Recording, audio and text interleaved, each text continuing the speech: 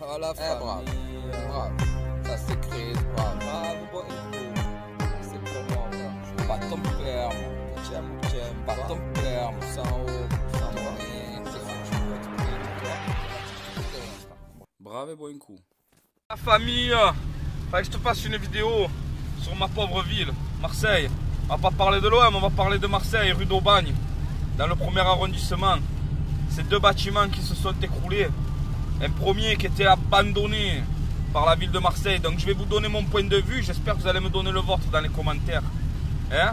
Parce que ce qu'il faut savoir aussi, ce qu'il faut noter, c'est que ce week-end, dimanche, il y a eu un volet qui est tombé dans mon quartier. Il y a eu un volet qui est tombé sur deux petits, notamment le mien.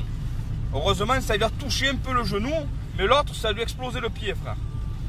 Donc on ne va pas parler de ces gens-là, on ne va pas parler de ces... Mais on voit qu'aujourd'hui, les bâtiments, on va s'occuper des trucs sanitaires pour des tuyaux, on va s'occuper des trucs... On est dans l'insalubrité aujourd'hui, complètement. Complètement. Pourquoi? Parce que si c'est pas à l'intérieur que c'est vétuste, c'est à l'extérieur. Si c'est pas à l'intérieur, si c'est pas à l'extérieur, c'est carrément le bâtiment qui menace complètement de s'effondrer. Donc la ville de Marseille, pour parler du premier bâtiment dont la ville était propriétaire, ce bâtiment est menacé de s'écrouler, de s'effondrer. Voilà, il y avait de grosses suspicions et de gros risques sur ce bâtiment.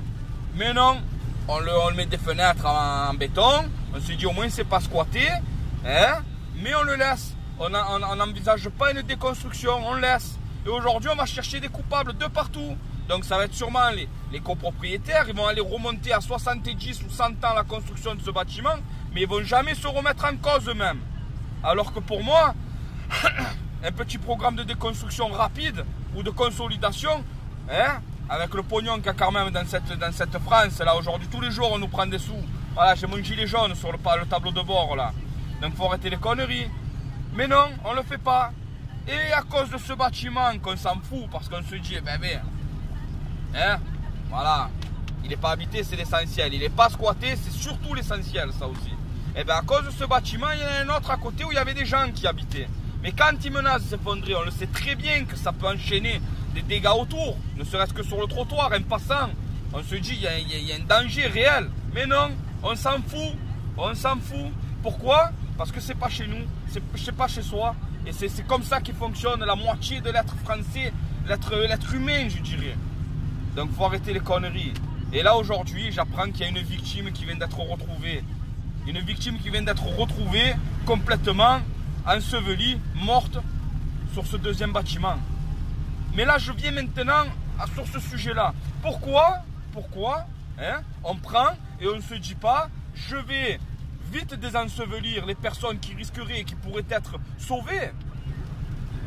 Non, on va se mettre à se focaliser, à faire s'effondrer un autre bâtiment qui menace de s'écrouler. Mais il menace quoi maintenant? On le sait. Occupez-vous vite de désensevelir avant qu'il y ait encore plus de gravats. Il y a des personnes qui risquaient d'être en dessous. Sortez-les vite. Avec les engins que l'on a, tout ce qui peut se faire, on ne le sort pas. Et vous mettez une bâche de protection pour éviter que les gravats tombent. Un périmètre de sécurité, ça suffit. Mais on ne va pas perdre du temps à déconstruire un bâtiment ou faire écrouler un bâtiment qui menace d'effondrer alors qu'il y a des personnes dans un trou, frère. Oh, je trouve ça inadmissible. C'est qui le commanditaire de tout ça? C'est qui le mec qui a soi-disant un cerveau? Oh les gars, vous pétez les plombs ou quoi? Alors tu sais quoi gros? Mais exprime-toi, hein, je suis pas ton père frère. Brave et bon coup, hein, plein de bouchons, plein de pluie frère à Marseille. Et voilà, n'oubliez pas une phrase très intelligente que Soprano avait dit dans une chanson Hiro. Tout ce que la nature t'a donné, la nature te le reprendra. Hein? Donc, faites très attention. Je ne suis pas en train de vous demander de devenir écolo ou de devenir végan. Mais essayez au moins de penser à demain, la planète. Hein? Donc on va pas parler du gasoil parce que soi-disant ça c'est des fausses réformes pour moi. Mais on va quand même parler de la mentalité marseillaise avec tout le monde qui jette tout par les fenêtres, tout ci, tout là. Ces choses-là, c'est le début d'arrêter de jeter par les fenêtres et de respecter un peu la nature. Ça c'est peut-être le début d'un petit changement. Hein? Donc brave et bon coup mon cousin. Pousse en haut, pousse en bas, tu fais ce que tu veux, je suis pas ton père. Partage si tu aimes pas, je m'en fous. Et brave frère, ciao.